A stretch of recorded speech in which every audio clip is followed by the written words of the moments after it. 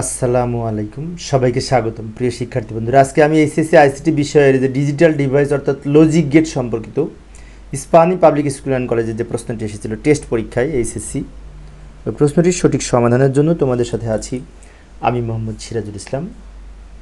তো চলো প্রথমে প্রশ্নটা দেখে নিই। প্রশ্নে কি বলা আছে। এই যে এইখানে সুন্দর একটি প্রশ্ন, এ এবং বি এর উপর ভিত্তি করে উপরে একটি এক্স অর গেটের ব্লক চিত্র দেওয়া আছে, নিচে একটি অ্যান্ড গেটের ব্লক চিত্র দেওয়া আছে। তো এক্স অর আর অ্যান্ড গেট এই দুইটা মিলে কিন্তু হাফ অ্যাডার তৈরি করা যায়। হাফ অ্যাডারের দুইটা আউটপুট এস আর সি। এসের যে আউটপুট সেটা যোগফল নির্দেশ করে এবং এক্স অর নির্দেশ করে, আর সি এর আউটপুট অ্যান্ড গেট নির্দেশ করে। তো যাই হোক, গ নম্বরে বলেছে উদ্দীপকে উল্লেখিত যৌগিক গেট এর সত্যক সারণী লিখো। তো এইখানে যৌগিক গেট কিন্তু এই যে উপরেরটা এক্স অর এবং অ্যান্ড, এই দুইটার মধ্যে এক্স অর হচ্ছে যৌগিক লজিক গেট। তো এক্স অর গেটের আমরা সত্যক সারণী অঙ্কন করব। অনেক সহজ, কিন্তু যাই সমাধানের চেষ্টা করি। এইভাবে আমরা অঙ্কন করব। উদ্দীপকে উল্লেখিত যৌগিক লজিক গেট হলো এক্স অর গেট। তো এক্স অর গেট কী সেটা লিখবো, তারপরে সত্যক সারণী আঁকবো। এক্স অর গেটের প্রতীকটা অঙ্কন করব সঠিকভাবে, যেহেতু 3 মার্কস, তো শুধু সত্যক সারণী আঁকলেই হবে না, পাশাপাশি আরও আমরা কাকে বলে লিখব। লক্ষ্য করি উত্তর গ, উদ্দীপকে উল্লেখিত যৌগিক লজিক গেটটি হলো XOR gate. XOR গেটের পূর্ণরূপ এক্সক্লুসিভ অর। আর সংজ্ঞাটা এইভাবে লিখতে পারি, যে লজিক গেটের বিজোড় সংখ্যক ইনপুট 1 হলে আউটপুট 1। এই যে হলুদ কালার দিয়ে রেখেছি আমি, এটাই মেন বিষয়। বিজোড় সংখ্যক ইনপুট 1 হলে আউটপুট 1 হয়, অন্যথায় আউটপুট 0 হয়, তাকে এক্স অর গেট বলে। এক্স অর গেটের চিত্রটা এরকম, এ আর বি যদি ইনপুট হয় তো এইটা হচ্ছে এক্স অর গেট। এই যে আউটপুটটা বের হলো, এটা হচ্ছে এস সমান এ এক্স অর বি, এবং এ এক্স অর বি এর আর একটা বিভাজন উপপাদ্য আছে নিচেরটা, A not B plus A B not. এখন এবার সত্যক সারণী আঁকবো। এই ডান দিকে আমি সত্যক সারণীর এইভাবে অঙ্কন করতে পারি। এ আর বি দুইটা ইনপুট, আর এস সমান এ এক্স অর বি লিখতে পারি। এখন এ বি এর মান তো আমরা জানি, 0-এর বাইনারি, 1-এর বাইনারি, 2-এর বাইনারি, 3-এর বাইনারি, আর এইগুলি দ্বারা আমরা 0 দ্বারা পূর্ণ করে দিব। এটি 0 থেকে 3 পর্যন্ত 2 বিট বাইনারি মান। আরেকটি বিষয় বলে রাখি, এই যে বাইনারি মান আমরা অন্যভাবেও লিখতে পারি। এর নিচে লিখবো 0011, বি এর নিচে 0101, এইভাবে লিখতে পারি। তো যাই হোক, এগুলো আমরা হয়তো জানি, আমরা ইতিপূর্বে যারা সত্যক সারণী অঙ্কন করেছি। এক্স অর আউটপুট কীভাবে লিখবো, তাই না? এই যে হলুদ কালার দিয়ে আমি এখানে বৈশিষ্ট্যটা লিখে রেখেছি। বিজোড় সংখ্যক ইনপুট 1 হলে আউটপুট 1। মানে ইনপুট যদি 1 বিজোড় হয়, 1 বিজোড় কখন হবে? যখন এক লাইনে একটি 1 থাকবে, যে মাঝখানে দুইটা একটা করে 1, এই দুইটা বিজোড়, এই দুইটার মান 1 হবে, আর বাকিগুলো সব 0 হবে। মাঝখানে বিজোড় সংখ্যক 1 আছে, তাই 1 হবে। এখানেও একটা 1, তাই 1 হবে। এখানে দুইটা 1 জোড়, তাই 0 হবে। অর্থাৎ 1 বিজোড় হলে 1 হবে, এই বৈশিষ্ট্য অনুযায়ী। এইটা হচ্ছে এক্স অর গেটের সত্যক সারণী, এবং বাম দিকে আমরা এক্স অর গেটের চিত্র ও এক্স অর গেটের সমীকরণ অঙ্কন করলাম। 3 মার্কসের জন্য এর পাশাপাশি আর একটা জিনিস দেখাতে পারি। এই যে এক্স অর গেটের সুইচিং সার্কিট এরকম, এ বি ইনপুট, এই যে উপরে এস হচ্ছে আউটপুট। এইভাবে আমরা সুইচিং সার্কিট অঙ্কন করে দেখাতে পারি, অর গেট সুইচিং সার্কিট।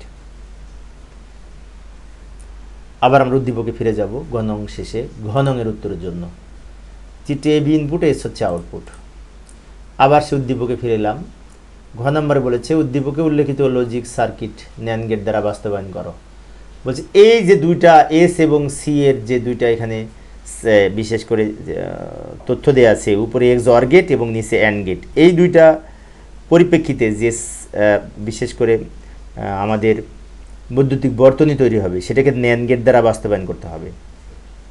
তো কিছুক্ষণ আগে বলেছি, আবারও বলছি, এক্স অর গেট আর অ্যান্ড গেট এই দুইটা মিলে কিন্তু হাফ অ্যাডার তৈরি করা হয়। তার মানে এইখানে ইনডাইরেক্টলি হাফ অ্যাডারের ব্লক চিত্র দেওয়া আছে গেটের মাধ্যমে। যদিও হাফ অ্যাডারের ব্লক চিত্র অন্যভাবেও দেওয়া থাকতে পারে, দুইটি ইনপুট দুইটা আউটপুট, যে দুইটি ইনপুট এ বি, দুইটি ইনপুট এস আর সি হচ্ছে আউটপুট।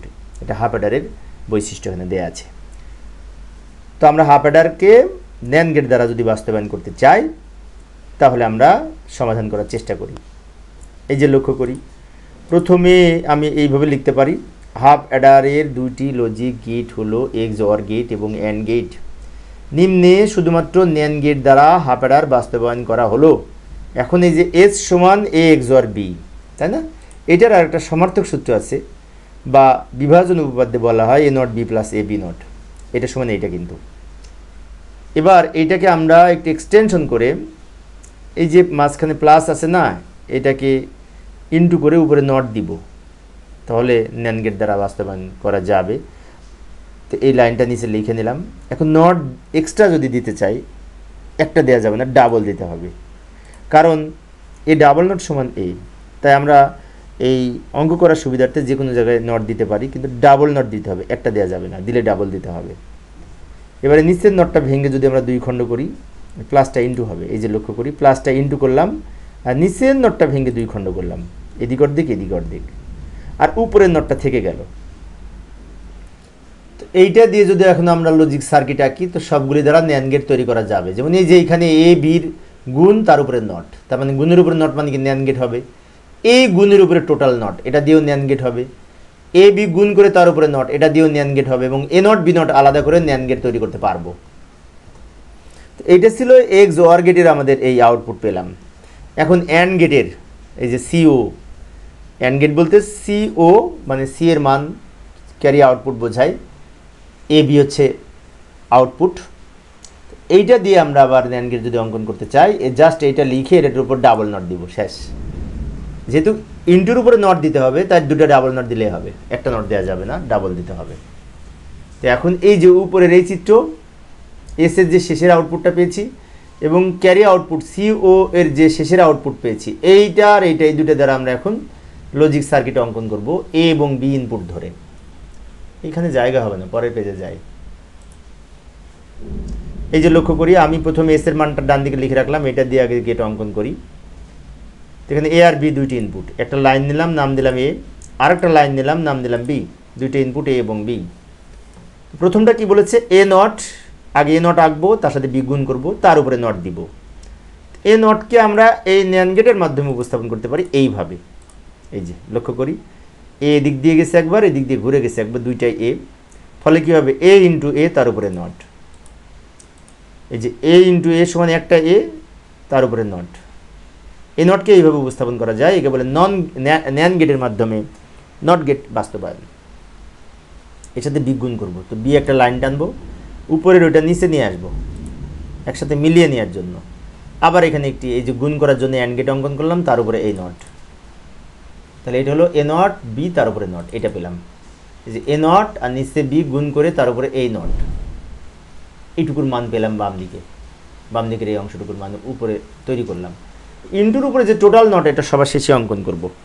এবার ডান দিকের এই অংশটা, আগে এ এর সাথে বি নট গুণ করে তার উপরে নট দিব। এ আমরা লাইন টানলাম, এটার নাম এ। বি নট, এই এ নট যেভাবে অঙ্কন করেছি এভাবে বি নট অঙ্কন করব। এই যে বি নট অঙ্কন করতেছি, বি নট ন্যান্ড গেটের মাধ্যমে আমরা উপস্থাপন করলাম, এটাও বি এটাও বি, দুইটা গুণ করে একটা বি, তার উপরে নট। তো প্রিয় শিক্ষার্থী বন্ধুরা, প্রচুর বৃষ্টি হচ্ছে বাইরে, কিন্তু তোমরা শব্দ শুনতে পাও কি না? হ্যাঁ, আমি এই সময় ভিডিওটা তৈরি করতে শুরু যেহেতু করেছি, আর বিশেষ করে শেষ না করে পারতেছি না। তো যাই হোক, এ বি নট, এটা বি নট এইটা, দুইটা মিলে আবার গুণ হলো, তার উপরে এই নটটা যুক্ত হলো, তার মানে এ বি গুণ করে তার উপরে নট, আর একটা ন্যান্ড গেট হলো। এবার এই দুইটা মিলে আমরা এখন একসাথে গুণ করে তার উপরে নট হবে। তো এটা ছোট করব, গুণ করার জন্য অ্যান্ড গেট অঙ্কন করলাম, তার উপরে এই নট। এই যে ফাইনালি যে আউটপুটটা বের হলো, প্রথম অংশটুকুর মান হচ্ছে এইটা, দ্বিতীয় অংশটুকুর মান হচ্ছে এইটা, এই দুটো মিলে গুণ হয়েছে, গুণের জন্য অ্যান্ড গেট, তার উপরে এই টোটাল নটের জন্য এই নটটা হয়েছে, এবং এই যে আউটপুটটা বের হলো এটা হচ্ছে এইটার মান।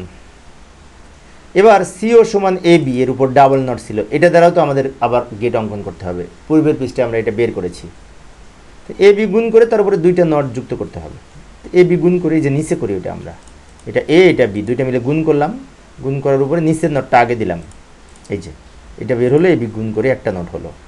এখন এই আউটপুটটার সাথে এটাকে বাড়ায়ে আবার এইটাকে ভিত্তি করে একবার এই দিক দিয়ে একবার এই দিক দিয়ে ঘোরায় নিয়ে এখানে আরেকটা ন্যান্ড গেট যুক্ত করব উপরের নটটার জন্য। এই যে আউটপুটটা বের হলো এটা হচ্ছে এ বি ডাবল নট। কেন এ বি ডাবল নট হলো? এ এবং বি দুইটার উপরে এই একটা নট, এই একটা নট, এই একটা ন্যান্ড গেট, এই একটা ন্যান্ড গেট, তাই দুইটা নট যুক্ত হয়েছে। তো এইভাবে আমরা ন্যান্ড গেট দ্বারা হাফ অ্যাডার বাস্তবায়ন করতে পারি। তো প্রিয় শিক্ষার্থী বন্ধুরা, এই ছিল আজকের আলোচনা। পরবর্তী ক্লাসটি দেখার আমন্ত্রণ রইল। সবাই ভালো থাকবে এবং সুস্থ থাকবে এই কামনায়। খোদা হাফেজ।